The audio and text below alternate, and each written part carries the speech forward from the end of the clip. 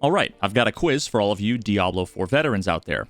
These questions aren't general trivia questions that I would necessarily expect everybody to know, but they were designed to test how solid your understanding is when it comes to specific elements of Diablo 4's itemization system. I'm hoping that many of these questions will challenge your understanding of many elements of the game's systems that are very commonly misunderstood, and I'm hoping that they will put into perspective how much or how little you actually understand about D4's items. Let's get right into it. Question number 1. We have two items. Item A is a set of sacred rare chest armor. Item B is a set of ancestral rare pants. Which of these items could have an item power of 692? You can pause the video if you need a moment to think. The correct answer is C.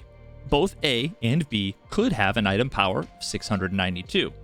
In this case, it's item B, the set of ancestral rare pants. Question number 2. The sword on the left is an ancestral legendary with a base item power of 741, and it happens to have a max roll of the damage to close enemies affix. The sword on the right is a sacred legendary with a base item power of 714 that has 5 out of 5 upgrades. Which of the following options is a possible affix that the sword on the right could have? And note, there is only one possible correct answer. In this case, the correct answer is A. 30.8% damage to close enemies with a range of 24.8 to 35.3. Question number 3. On the left, we have a pair of 789 item power ancestral rare gloves. Looking at its attack speed affix, we can see that it has a roll of 6% between the range of 4.4 and 10. Now consider these 700 item power sacred rare gloves. Taking into consideration enchanting at the Occultist, upgrading at the Blacksmith, or any other services or systems currently available in the game, what is the highest value for an attack speed affix that these gloves could ever possibly attain? The answer is C, 15%. Question number 4. Now looking back at the original gloves from the previous question, if we take these gloves and upgrade them at the Blacksmith 5 times, which of the following is a possible affix that these gloves could have? Note, there is only one correct answer. The answer is D, plus 4 ranks of Whirlwind with a range of 3 to 4. Question number 5. Continuing to use the same gloves as an example, these gloves are sacred rare gloves with a total item power of 725 and a required character level of 77. This ancestral legendary aspect has an item power of 778 and a required character level of 85. If I imprint this legendary aspect onto these gloves, what will their item quality, item power, and required character level be once I'm done? The answer is D. We'll end up with a pair of gloves that are ancestral legendary gloves with a total item power of 725 and a required character level of 85. Question number 6. Which of the following are the 3 highest item power breakpoints? The correct answer is A, 460, 625, and 725. On to the final question, number 7. True or false? Because each of these 6 legendary items that are shown on screen have aspects with stats that are flat number values rather than percentage values, that means that these stats have different behavior than percent-based aspects when it comes to how they scale relative to item power. The correct answer is false. Even though none of the aspects shown include percent-based stats, only 3 of them have behavior that differs from percent-based stats when it comes to scaling behavior.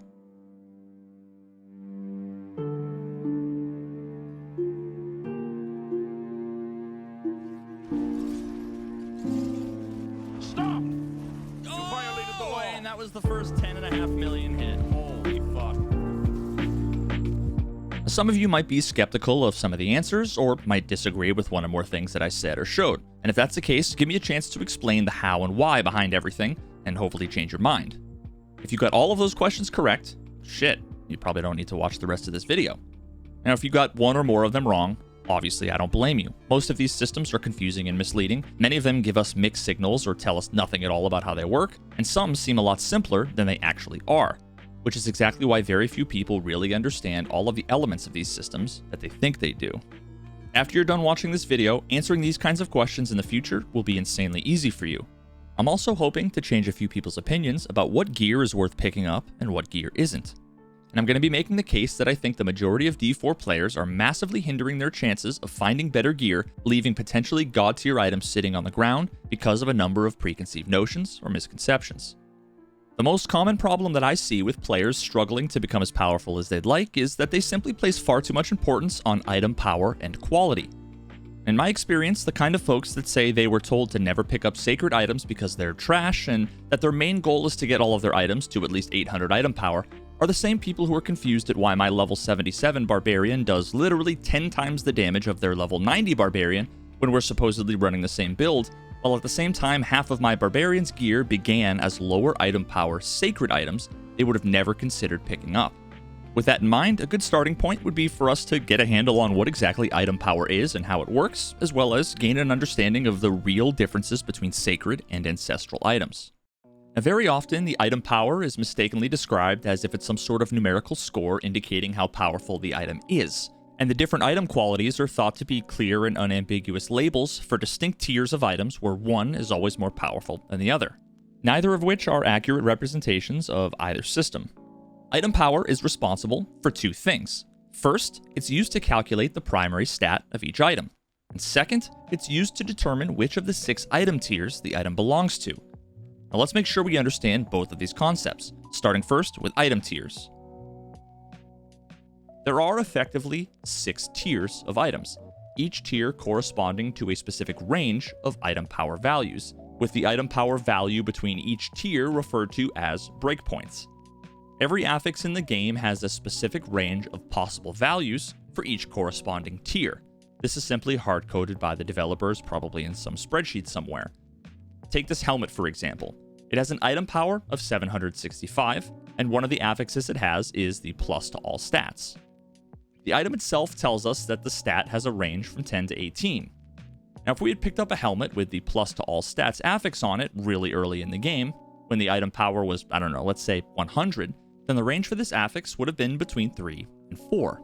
Now, maybe an hour later, after I've leveled up a few levels, I might find another slightly more powerful version of that helmet with an item power of 175, in which case the range would be 4 to 6. Now, note that in both cases, a valid value within each range would be 4 to plus all skills, of course meaning that they both could have the same bonus to all skills while having different item power values. Now take a look at the 4th and 5th item power tiers here in this example, and you'll see that one ranges from 6 to 10. And the next ranges from 8 to 14.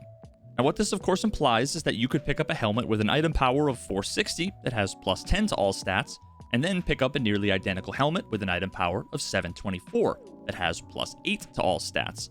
The first item is 264 item power less than the second, and yet has a better value for at least one of its affixes. This is why I want to emphasize that you need to look at items in their entirety before determining which is better, quote-unquote, than any of the other options, as item power alone only really serves as an indication of its potential power when it comes to the affixes, not its actual power. The power determines the range for the stat, and then RNG will determine the roll, which is exactly how you can have items with really high item powers that ultimately have lower stats than identical items with a lower item power number. There are a few final things that need to be said to address some of the biggest misconceptions that folks have on the topic of item tiers and affixes. First, there are 3 different kinds of behaviors that we see affixes exhibiting. The vast majority of affixes on items fall into the first category, which I'll refer to as normal affixes just for the sake of simplicity. The second kind of affixes are the plus ranks to skills affixes. The third kind of affixes are what I'll call scalable affixes, and I'll put a list of all of them on screen right now.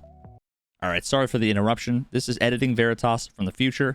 I just want to jump in and say that I was planning on covering a few additional things, including how these scalable affixes work and a lot of the details around how the plus ranks to skills affixes work, but this video already ended up being longer than I anticipated, and honestly, I kind of decided I might be better off waiting until after Season 1 starts, just in case they change any more of these details. If you have any questions about this, or maybe some of the other topics that I might have alluded to that maybe I didn't go into detail on, feel free to leave a comment or drop by my stream anytime, and I'd be happy to answer them for you.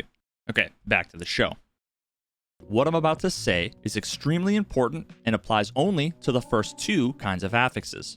Every single item in the game with a total item power over 725, that is to say, all items in the highest item tier, whether they drop that way or whether they end up there after upgrading, they will always have the same exact range for every single stat, whether they have 725 item power, 850 item power, or any value in between. And for those that doubt this and are going to go check for yourselves, make sure that you double check you're not looking at one of the scalable affixes I showed earlier, and also make sure that you're comparing like with like when it comes to how many times the item has been upgraded. Put another way, whether you have a pair of sacred 725 item power pants or ancestral 840 item power pants, as long as you're comparing like with like, they will always have exactly the same stat ranges. Past 725, all of these ranges are identical, meaning that those 725 item power sacred items are equally as likely to have max rolls for all of these stats as 840 item power ancestral items. The item power and item quality does not have any effect on these stats once you hit 725. This is why when you look at Rax's max roll guide for Hoda Barbs and see the two-handed sword he's got listed, and then you look at my two-handed sword that I've got as my stat stick, a sword that originally dropped as a sacred rare item with 700 item power, a sword that I haven't been able to find an improvement on in nearly 20 levels, the stat ranges shown here for some of the most important stats, critical strike damage, vulnerable damage, and strength, are exactly the same ranges as the perfect example item he's showing in his guide that has an item power of 825. There's no slightly better odds of getting higher rolls, you don't have higher ranges for possible values. Any differences in quality or item power have zero effect on the value of the stats for the affixes, which means that in the context of the vast majority of affixes in the game, the properties that are responsible for a massive portion of any given item's actual effectiveness, 725 item power is exactly as good as any item power higher than it. The last thing to mention on this subject that's a bit more well known than some of the other concepts, but nevertheless leads to a ton of confusion and frustration, has to do with what happens when items are upgraded past a breakpoint into a new item tier. And there's also a few pro tips that I can give related to this that I'm sure a lot of people don't know or haven't considered. Whenever an item is upgraded at the Blacksmith and it crosses over one of those item power thresholds into a new tier, the first thing that happens is the range for that affix is updated to the new range that corresponds with the appropriate item tier. Then the next step is the game actually completely re-rolls all of the affix values for that item within the new ranges, not including legendary aspects, ultimately giving you a completely new set of stats. Now, while this is always exciting, at least it is for me, because of everything we just covered that you should now understand, new stat rolls inside new ranges have the potential to be better, the same, or worse than what you started with. Although in my experience at least, the resulting item that we end up with, even after rerolls, is almost always significantly better than what we started with. Now just keep in mind that you can actually see what the resulting stats after the reroll will be if you hover over the item and look at the preview before upgrading. Just in case the resulting item is going to have completely trash stats, it's not worth spending the money on upgrading, and then you can just sell it to the vendor or salvage it. Now, the interesting thing to consider here is that this can actually add even more potential candidate items into your pool of stuff worth keeping, as you can now consider holding onto items that dropped with the right collection of affixes, even if they have terrible rolls, as you get to reroll them anyway, so you actually have the chance of turning a dud into something really good, if you're lucky. Okay, now on to those pro tips. When I first started, I struggled for a long time comparing the item that my character was currently using, one that was almost always fully upgraded 5 times, to a new base item that I just grabbed off the ground that of course has no upgrades. I had no idea what this item was going to look like after it was fully upgraded, so I had a really hard time gauging if this item was a viable contender for a replacement or not. Now we just learned what happens when you upgrade an item into a new tier, but this particular tidbit of information is relevant only to the normal cases where upgrades are done within an item tier. And for the sake of brevity, let's ignore what happens with the plus ranks and scalable affixes so this video doesn't end up being an hour long. Upgrading follows a really simple rule that, once understood, can be easily extrapolated to be able to exactly predict what the stats of any given base item will be once fully upgraded. And this fact is actually the key to answering at least one of the intro questions that we had before. And when you upgrade an item for the first time, you'll see in the little preview that the stats are all going up by roughly 10%. Now this value, whatever the 10% of the base item value is, that's what's going to be applied to all subsequent upgrades, meaning 10% of the base value is added every time across 5 upgrades, which leads to a 50% increase in all of the normal affix values and the values in their ranges. Now all you need to do to predict what a base item's stats are going to be after upgrading is to take all of the numbers and multiply by 1.5. The stat values for the 4 affixes are 8, 10.2, 42, and 10.5. Now let's multiply each by 1.5. That leaves us with 12, 15.3, 63, and 15.75, which will get rounded up for display purposes to 15.8. And for good measure, let's do the same thing to the first stat's range values as well. The range 7 to 14 multiplied by 1.5 ends up giving us 10.5 to 21. And we can see after all 5 upgrades that we were exactly right. Now this comes in handy all the time when quickly evaluating items, and hopefully it'll help you out too. Also, one last thing. Don't get confused if sometimes the numbers change slightly back and forth between upgrades. That happens because under the covers, the game is using much more precise decimal values, but then rounds those for more convenient display purposes. For example, looking back at the 10.5% base affix from before, 10% of 10.5 is 1.05. But the game only shows 1 decimal place, so what is it going to show, 1.0 or 1.1? Well, both. The first time it shows 1.0, and then the next time it shows 1.1, and then 1.0, and then 1.1, and finally 1.0, more or less averaging out to be the correct value once it's done, with each step along the way alternating back and forth between rounding up and rounding down. Okay, the final pro tip here real quick. Anybody who's ever used the enchanting feature at the Occultist to re-roll a stat will know how absurdly expensive it can get when you're hunting for a high roll of just the right stat. Now, obviously, getting the perfect roll on the perfect stat is pretty rare, but if you happen to be re-rolling a stat on an item that you'll eventually be upgrading into a new item tier, you can effectively get a free re-roll of that stat if you happen to get unlucky and roll low. Let's say you spent a few million gold and finally got a low roll on the stat that you wanted. That's actually the best case in this situation, as you can head over to the Blacksmith and upgrade it into that new item tier and have the potential of rolling that low stat into a higher stat. In this case, you're spending considerably less money to try to roll a high value on a stat that you already have, as opposed to continuing to spend a lot more money trying to roll both the right stat and a high value had that item not been one that you were able to upgrade into a new item tier. Now, of course, as with all things like this, it's a gamble, so naturally it's not guaranteed. Just keep this in mind when you go through the considerations, as it might be a good idea, it might be a bad idea. It sucks if you roll the perfect roll at the Occultist beforehand and then need to risk ruin it with the Blacksmith reroll. But simply knowing this exists is another tool in your toolbox that you can use to your advantage should the situation arise. Now, let's make sure we don't get it twisted. I'm not saying item power doesn't matter at all. I'm just trying to get us to fully understand what it affects and what it doesn't, and to what extent. Which brings us to the second thing that item power is responsible for, and that's each item's primary stat. I was originally going to go into much more detail on this, but at this point, it's not a beginner's guide anymore, so I'm not really sure a lot of the details matter. Allow me to summarize the important parts. Looking at weapons of all types, with how important base damage is to your character's overall potential damage output, and the way that item power and damage scale together, roughly in the ballpark of something like an increase of around 450 DPS per hand for every 100 item power, you're going to be wanting every additional point of item power that you can get here. Primary weapons are one of the few items that I'm very much looking to maximize as much as possible, as soon as possible, while of course being reasonable and keeping in mind that when comparing 2 potential primary weapons, it's not always worth maximizing every point of DPS. You have to use reasonable judgment when it comes to the choice between sacrificing 1 or more very good affixes for some amount of base DPS, because those affixes themselves could potentially be boosting your damage considerably more under the covers than a few points of damage. Now, when it comes to all of the armor-related items, the relationship between armor points and item power is slightly less straightforward. Looking at chest armor, for every 100 points of item power, we get 175 points of armor. The relationship here between item power and armor points is 1 to 1.75.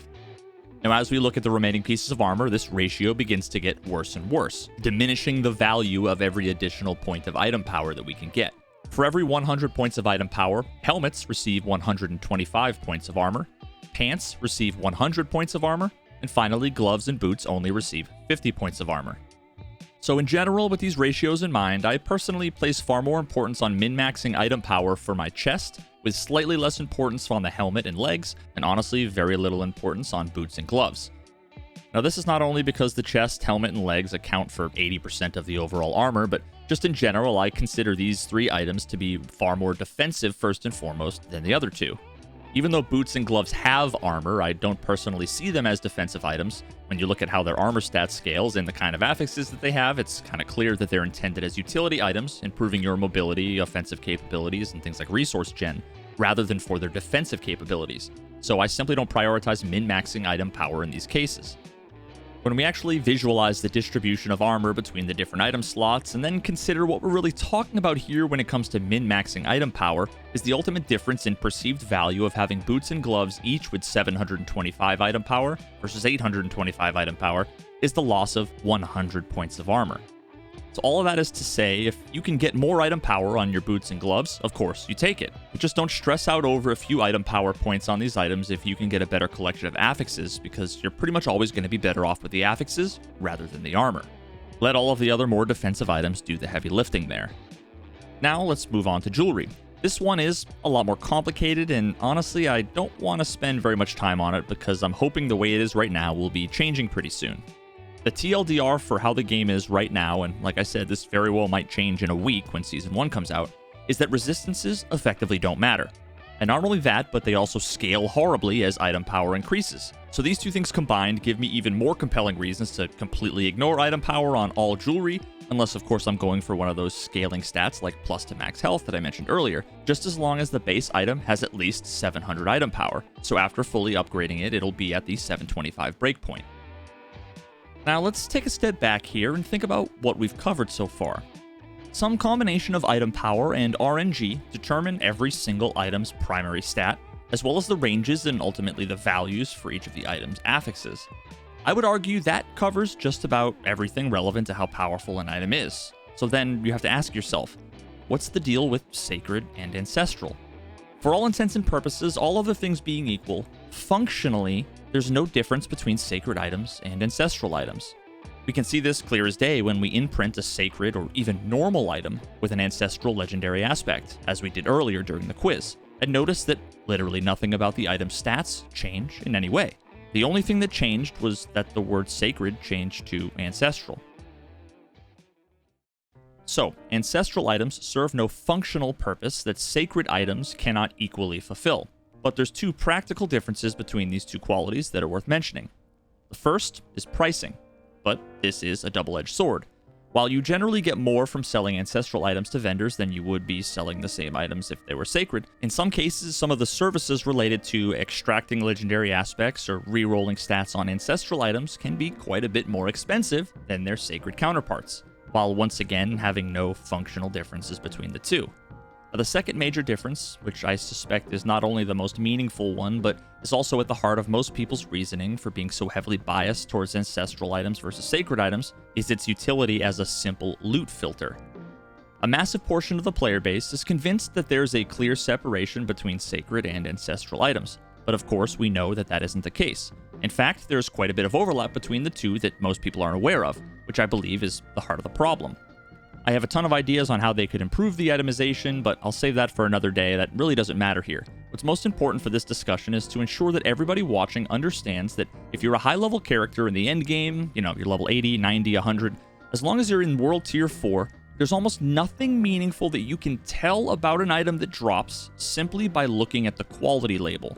All you can say with any amount of confidence is ancestral items are more likely to have a higher item power than sacred items on average. But the problem is that that's not how many people see it. They treat it as if item quality is a clear delineation between items that are endgame viable and items that are not. And I think that's an unfortunate perspective for anybody who's excited by the prospect of finding those god tier items with 4 out of 4 stats and perfect rolls on each. Because ultimately all you're doing by avoiding sacred items is reducing your odds. Now you might argue that it's wasted time and effort filling up your inventory with all of that extra junk, and that's a subjective call that only you can make for yourself. But I'm willing to bet there's some threshold where you'd have your mind changed on that. What if, for instance, I told you that picking up sacred jewelry, gloves, and boots, along with all of the other ancestral stuff that you grabbed, had the potential to double your chances of finding endgame viable gear? Would that be compelling enough for you to invest the time and inventory slots? Again, I'm not here to convince anybody to do anything. I'm simply trying to challenge your assumptions and to maybe give you information and perspectives that you might not have otherwise had. I don't have exact numbers on this, but what I can say is that I've personally seen sacred items drop with item powers above 720, and ancestral items drop with item powers as low as around 680. Because of that ever-important breakpoint, the cutoff for endgame viable items begins at 700 base item power, a range that includes both sacred and ancestral items. Now, as discussed, I wouldn't consider a 700 item power sword, chest armor, pants, or helmet to be viable endgame options capable of doing things like high-tier Nightmare Dungeon runs or fighting Uber Lilith. But I would argue that boots, gloves, and rings with these lower item powers, regardless of whether or not they're sacred or ancestral, are more than capable of being best in slot items, performing at effectively the same level as 800 plus item power gear. Remember, when we're comparing a 700 base item power ring or pair of boots or whatever to their otherwise identical 800 item power counterparts, we're talking about a couple percentages on resistances and 50 points of armor. I promise you, you will never notice the difference. Something else I'll promise is that if you were one of those folks who never loots any sacred items once you get to World Tier 4, if you start picking up sacred boots, gloves, rings, and amulets, you will find upgrades considerably more often than you otherwise would. I mean, that of course goes without saying, right? Are you more likely to win the lottery if you buy 1 lottery ticket or 10 lottery tickets? Now, I've had this discussion with some friends and associates a few times, and one or more of the common ideas I hear is how unlikely it is that you'll actually find endgame viable sacred items, with others arguing that to the extent that it's unlikely, it's not worth all of the time and effort spent going through the additional junk. All I can say in response is, sure, it's incredibly unlikely any of us are going to get a god tier drop that ends up being sacred. But let's be real, the problem with that sentence is that it was exactly 5 words too long. You could have saved yourself the time and said that it was incredibly unlikely any of us will get that god tier drop, period. A massive part of the draw of games like this is that they're numbers games. Every time an item drops, we're playing the lottery. That's most of the excitement. The way that I see it, ancestral items are like scratch tickets where you have a 6% chance to win $10. And sacred items are like scratch tickets where we have a 4% chance to win $10. If you're interested in scratching scratch tickets, and somebody drops a bunch on the table in front of you and says, scratch as many as you want, who the hell is going to pick out the ones with slightly lower odds and not bother scratching them at all? And more often than not, it seems like people are treating those sacred items like scratch tickets that couldn't possibly be winners, while at the same time acting as if scratching the tickets isn't the whole fucking point of the game anyway. You know, listen, everybody spends their time differently, everybody plays games how they want. I'm not here to judge. All I can say is that it seems like so many people are so fucking caught up in needing to min-max every little thing that they're willing to kneecap their own enjoyment for the sake of efficiency and perfection, all the while remaining willfully ignorant about the game's core systems that are fundamental to their success in that min-maxing process. A few content creators make some guides about how to maximize XP per hour, and everybody starts playing the game as if their grandmother's pacemaker is going to fail if they don't hit 100 on their hardcore necro by the end of the week. It's no wonder that so many people are frustrated that there's nothing to do in the endgame and that it's not fun when they rush to 100, making sure they didn't waste any time picking up any suboptimal gear, when in reality they suck their own fun out of it by treating their inventory like it was an Amazon fulfillment center. And without drop rates and statistics around stat rolls and all of that stuff, nobody can say for certain what is or isn't worth it. That's ultimately your own personal decision, and nobody can say that you're wrong. But what I can say is that my experience has been entirely the opposite. My Hodobarb is doing pretty well, hitting for a respectable 10 million damage at level 80, with no survivability issues, running far higher tier Nightmare Dungeons than I need to for optimal XP gains. And yet 5 out of 12 of the items that I have on my character right now started off as low power sacred items. Now none of these are god tier by any means, but I'd be willing to bet that if I covered up the item power and showed these items to people with Hodobarbs at my level, a massive number of them would say that these would be upgrades over their items that likely started off as ancestral items with higher item powers. I genuinely wonder how many people that say that sacred items aren't worth it would consider all of the items that I picked up that were sacred items upgrades to their gear. Now, I don't know how statistically significant any of this truly is, but I did a fair amount of cursory analysis on the drop rates and distribution of sacred and ancestral items and their item powers. And with a modest sample size and the hundreds of items dropped and checked between Nightmare Dungeons, Hell Tides, World Boss caches, and Tree of Whispers rewards, ignoring whites and blues of course, about 1/4 of the items that dropped were sacred, with the other 3/4, 75%, being ancestral. And yet, if you look at all of the items I found that I consider to be endgame viable, that is to say they have 3 desirable stats and an item power above 700, almost exactly half of them were sacred items. In my limited anecdotal testing, it seems as though if I hadn't picked up those sacred items, I would have cut my chances at finding viable items in half. Now, who knows if my findings would translate into the thousands of items, how drop rates are going to change in the future, or what your experience is going to be like if you try this out. All I can really say in closing here is that if I hadn't started picking up sacred gloves, boots, and jewelry after learning that they have the same potential as ancestral items, nearly half of my equipment would simply be worse than it is now. My character would be noticeably less powerful, and I would have missed out on all of the extra excitement and enjoyment that I get from seeing all of those sacred rings and amulets drop and thinking, is this the god drop? After all this, I have to ask, if you're one of those folks who never picks up sacred items, knowing what you know now, the next time you kill that pack of elites and see a sacred ring drop, are you really going to be able to walk away from it without that nagging feeling in the back of your mind, asking yourself if maybe, just maybe, that could have been the one? Either way, I hope you enjoyed the video and that you came away learning something new. If you have any questions or want to talk about any of the things I talked about in this video, come by my stream. I'm live basically every day. If you want to see more Diablo 4 videos like this, debunking myths, testing theories, and breaking down complex topics into a format that anyone can understand, go ahead and sub to the channel and leave a comment with what you want me to cover next. If you happen to be Asmongold, I'm one of those poor souls that had the unfortunate luck of working with Artesian in the past, and I'm now looking for a new PC sponsor. Just saying. For everyone else, good luck with Season 1. We'll see you out there.